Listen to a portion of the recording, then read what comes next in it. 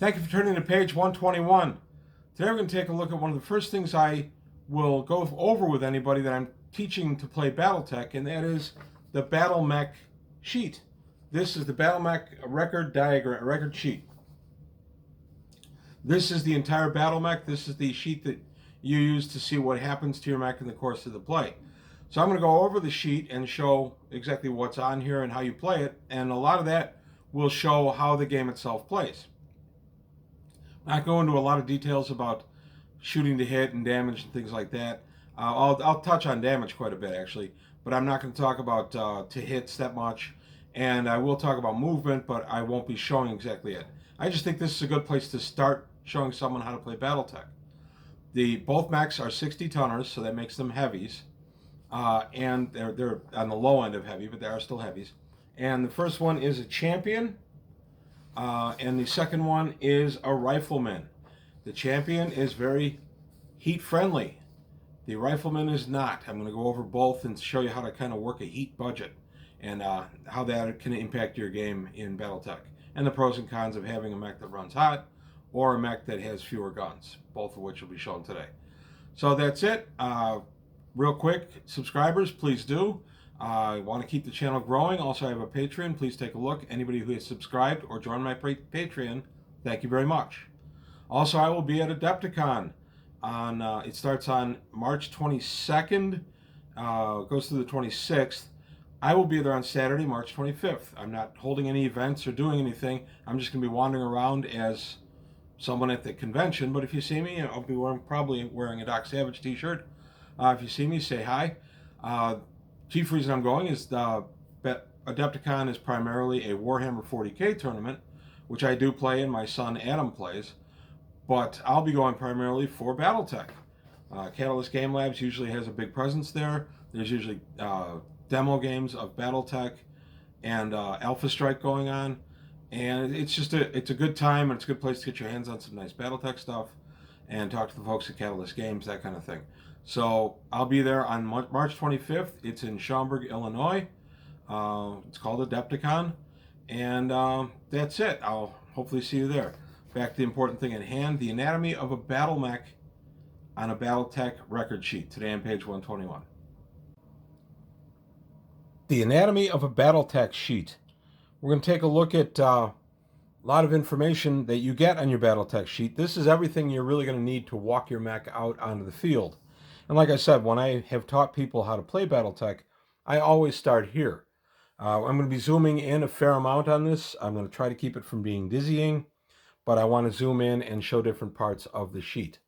So I'm going to go ahead and zoom in right now, and we're going to go ahead and we're going to look at the upper section, the little depiction here. Well, actually, we'll start in the corner with the mech itself. What is this mech? Why do I want to be the pilot of this mech? Why do I want it on my team?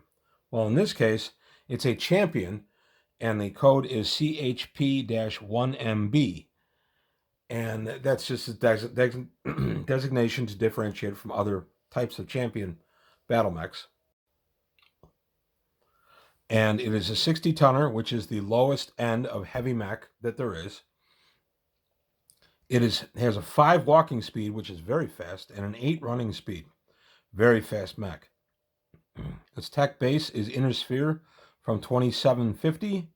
It's a biped, level 3 advanced design, so I'll go into what that means, and no jumping. The technology base is Inner Sphere. In Battletech, there's Inner Sphere and there's Clan. Now, I want to make one qualifier for everybody out there who's going, no, there's something else. I only played Battletech new up until the Jihad, right around the year 2000. I, like many people, didn't care for the Jihad.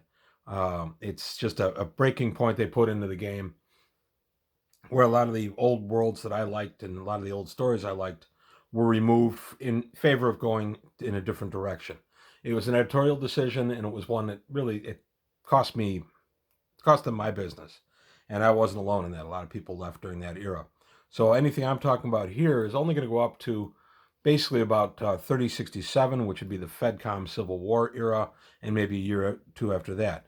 I know there is new stuff going on with the clans, with the Ill Clan, sorry.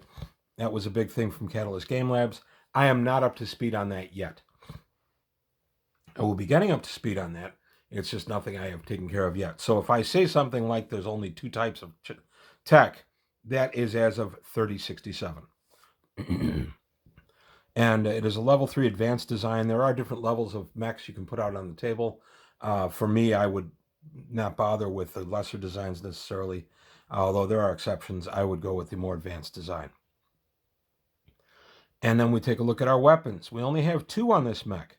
We have an ER-PPC, that's an extra range PPC, that is in the LT, left torso. So it would be right over there.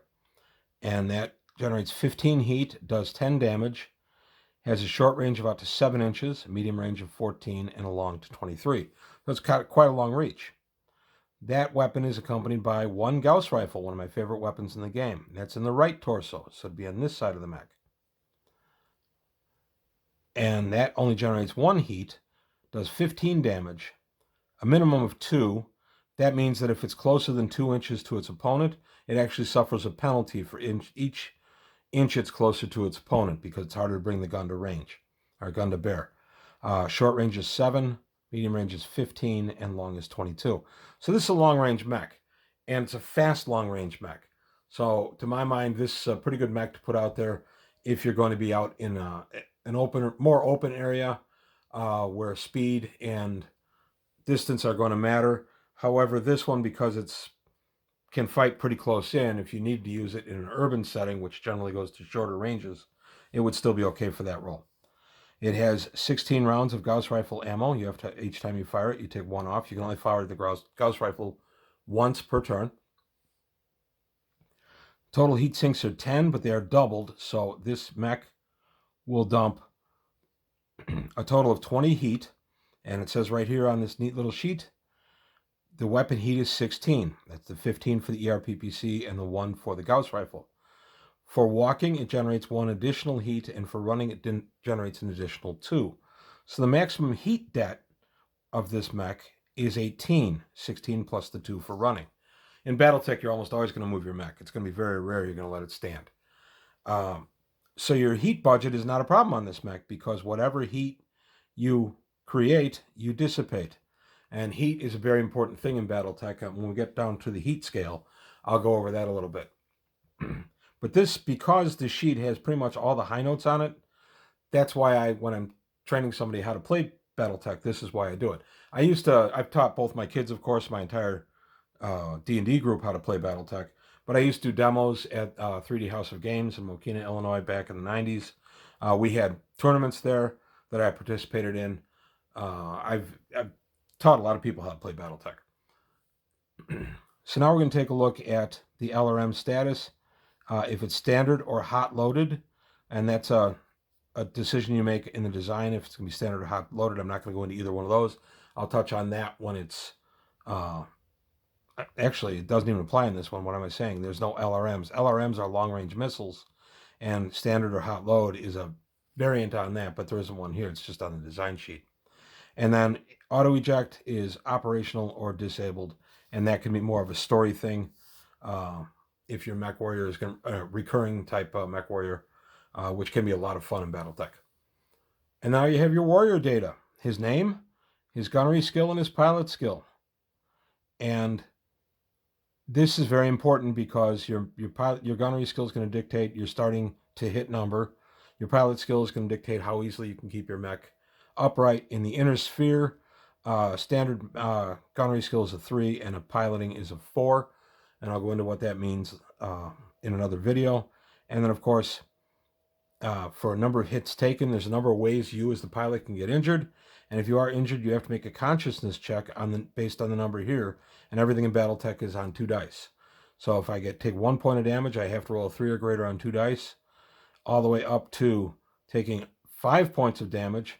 I have to roll an 11 or greater to stay awake, and a 6 or greater, I'm dead. And that's true for anybody. You only have the 6 hit points. And now we get to the heat scale. And heat scale is important on the other mech. So actually, you know what? I'll go through the heat scale on the other mech, since this guy doesn't really generate heat until he takes damage. It's probably not going to be an issue. So I'm not going to bother with that right now. Now we're going to take a look at the armor diagram. This is very important, because you have 2 types of You have armor and you have structure. So the armor itself are all these little pips on the outside, and it's the bigger image and includes the back. This is all your outer armor. So if I have in my left arm 12 points of outer armor, and I take a shot that does 10 damage, I eliminate 10 of the 12. I like to color in the little pips, but if you want to just line out the 12 and write 2, that's fine too. That shows what's left. I think the pips depict it better because you see the damage accruing on the mech. And then, so once I have all the outer armor stripped off of my left arm, for instance, then it flows by this chart, flows to my inner structure. And once I'm in my inner structure, I only have 10 structure points. And each of those, once they take some damage, can be subject to critical hits and critical damage. And that affects the operation of the mech as well. And can ultimately remove the arm. The arm can be blown off. Once the arm is blown off, then any damage that would have landed on the arm would land on the outer torso attached to that arm. And this torso only has 18 points of armor. And once I'm past that 18, I flow to the left torso inner, which only has 14. And the problem for me in this mech is my left torso is where my weapon, my ERPPC is. My right torso is where my Gauss rifle is. So I've got to be careful about getting this mech into any kind of fight. He's not as heavily armored as a lot of mechs out there. Still a good mech, and still one I have fielded many, many times, but you've got to be careful what you do with this guy, and especially what you're going up against. So once my inner structure is damaged, say if all my inner structure is gone on my left torso, even if my left arm is undamaged, that gets blown off. I no longer have a left arm, and in this case, I no longer have an ERPPC. Once I start taking damage through my armor in my center torso, and I get into my structure, there's a chance to roll for critical hits. And once we get down here, the center torso is where the engine is, the gyro is, and you can do all kinds of damage there. And as you see on this little chart, 3 engine hits, the mech is dead. 2 gyro hits, the mech is dead. Sensor hits really mess up your aiming, and life support can really mess up your pilot. You can actually lose the pilot based on life support damage, depending on how much damage that accrues to him. So that's just a very quick look at what this is, what the sheet is. It's by no means definitive, and I'm not explaining everything that's happened, because what I'll do is I'll get with one of my sons probably, and we'll just run a demo combat, and I'll show then how all this flows. Today I just wanted to show what the sheet is and what everything is on the sheet. So now we've taken a look at, there is also a battle value down here at the very bottom. In this case, 1230, his cost in credits, and then battle value 2 is 1632. Battle value 1 and 2 are 2 different ways to equate the mechs. Generally, I'll just go ahead, we'll say, okay, this is going to be a 3,000 point game, and we'll have to pick mechs that come in under that battle value. So we'll generally use battle value 2. I'm not positive of the differences between the two. This is something that came in after I had stopped playing, so I'm still researching it. But I have just arbitrarily chosen to use battle value 2. And that helps you build the size of the forces that each team is going to be playing. Because as they're out there on the field, you want them to be comparable as far as the battle value. You want to be in the same neighborhood, so one side's not completely overwhelming the other. But battle value can be deceiving. This one is 1632. This one is 1393. And this one is the second mech I was going to show. Zoom in again on that. As you see, he is BV2 1393. And this mech is my Rifleman. Rifleman is a venerable old design that's been around pretty much since Battletech's been around. It's an RFL-5D. It is also a 60 tonner. I did that on purpose. It's slower than my Champion. It walks 4 and it runs 6. Again, no jump.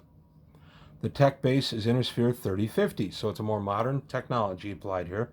It's a biped mech, so it has 2 legs. There are 4-legged mechs. And it's level 2 standard design.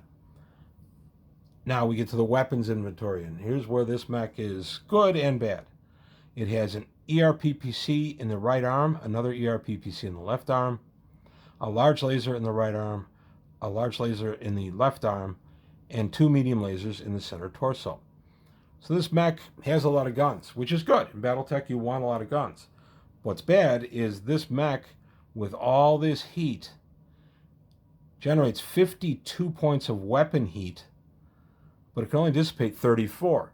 Now, if you add on 1 for walking or 2 for running, this mech can go up to 54 points of heat and only dump 34. If you fire everything this mech's got and run it, you will end up on the heat scale at a whopping 20. You'll be minus 4 movement points. You have a chance of an ammo explosion on a 4 or greater. You have a chance of shutdown. Shut down a void on a 6 or greater to keep you override the automatic shutdowns. You're plus 3 to hit on firing. All kinds of problems. There are minus 3 movement points. You have all kinds of problems running the mech because it's so hot. So this one has a heat budget you have to worry about. And that is something that you might want to, when you're introducing people to the game, you might want to give them a mech that automatically kind of runs cool, that like the champion I just showed, because then they don't have to track the heat, but they can see the heat demonstrated as other mechs on the table are doing it. So if I was starting out somebody who had never played before, which in fact I will be in about 2 weeks, a couple of my son's friends, my son Adam's friends, have decided they want to try Battletech, so I'm going to be showing them how to play. I'll probably start them out in mechs that tend to run cooler. So what do I do about the heat budget? Oh my gosh, I'm going to be so overloaded with this. Well, I don't have to fire every weapon every turn. Every weapon in this game can only be fired once per turn, and I can pick and choose, so I can manage my heat budget. Maybe I don't want to fire one of my ERPPCs. My ERPPC does 10 damage, which is nice. Short range is 7, medium is 14, long range is 23. Now I've got a large laser that does 8 heat but 8 damage. That's pretty good. Has a short range of 5, a medium range of 10, and a long of 15. And then I've got medium lasers, which are some of the best weapons in the game, which generates 3 heat for 5 damage, and is short range of 3, medium range of 6, and a long range of 9. Now, because this weapon has no minimum ranges, it can fire at any range, and it's got pretty fair speed, this might not be a bad mech if you had to take it into an urban situation. Wouldn't necessarily be my first choice, but it's not a bad choice. So I have 17 heat sinks, and they are double value, so 17, they dump 2 points each, so that's 34 that I'm dumping. So what I want to do is I want to mix and match a little bit. So I have 2 ER large lasers, that would be 8 and 8, 16. I have 2 medium lasers, which would be 3 and 3 is 6. So 16 plus 6 is 22. Well, if I fire one of my ERPPCs, I'd be at 37, and then if I walked, it'd be 38. My heat would only creep up to a 4. I could live with that. 4 doesn't have any effect yet. Heat stays from round to round. I can allow myself to cool down by firing less weapons, or stand in water and things like that. There's other rules. But I've got to be careful of my heat budget, because this doesn't go away on its own. It only goes away if I give it a chance to cool down. So you've got to be choosy with a mech like this. What I would probably choose to do is fire 1 ERPPC for 15 heat, fire 1 large laser for 8 more, that's 23 heat, and then fire both of my medium lasers, and that would be another 6 heat, so 30, and even if I ran, I'm at a 32, and I'm still running cold. So that would be a way to manage the heat budget on this mech. Not optimal, and keep in mind, your medium lasers are short range. They only go up 9 inches.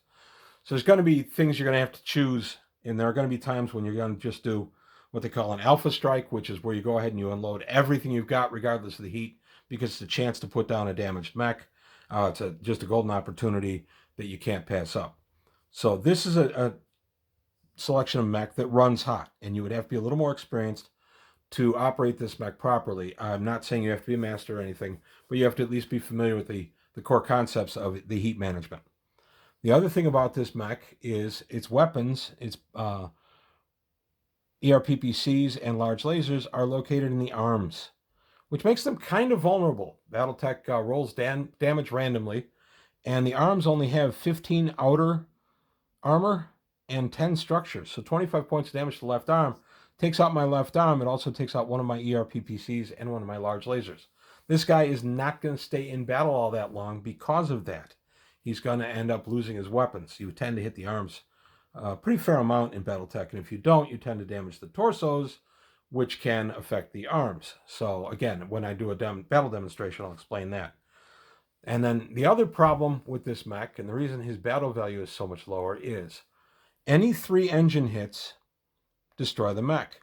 This mech has an XL engine, which is an inner sphere type of engine that tries to match what the clan engines do. The clan tech is much better for the most part than inner sphere. Again, I'm going by 3067 and earlier.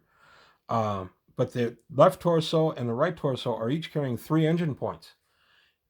And I have the same in the center torso. I have 6 more. I can easily lose this mech simply by having one of the torsos be destroyed. If the torso is destroyed, all 3 engine hits happen. If all 3 engine hits, the mech is destroyed. It's out of play.